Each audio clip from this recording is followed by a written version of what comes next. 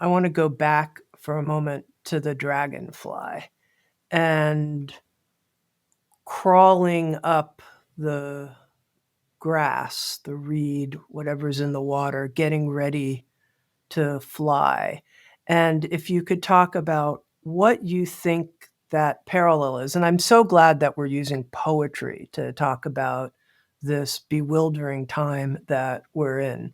What you think the actual experiences like for us humans who are like, I think I'm crawling up the reed.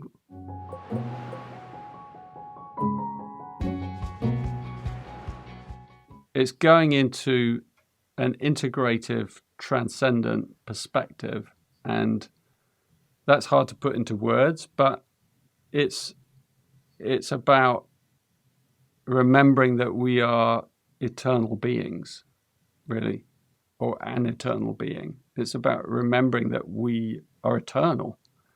And it's about approaching something from a state of boundlessness, like a child. Like a child believes that miracles are possible.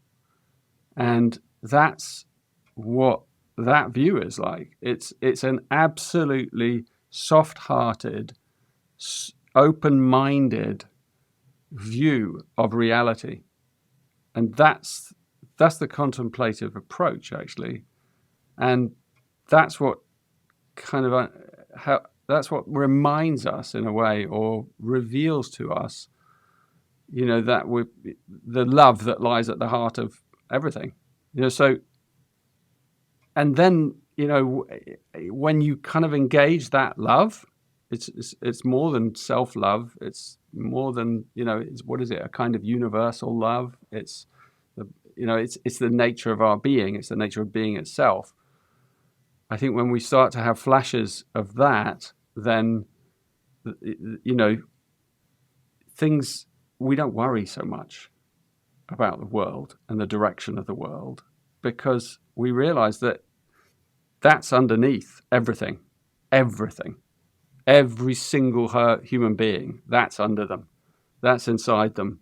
And that, yes, they're playing out maybe their shadow pattern on the world stage, and maybe that person over there is playing out their gift, and they're having less impact. But that's love at work in the world, and I think that's the view from the dragonfly.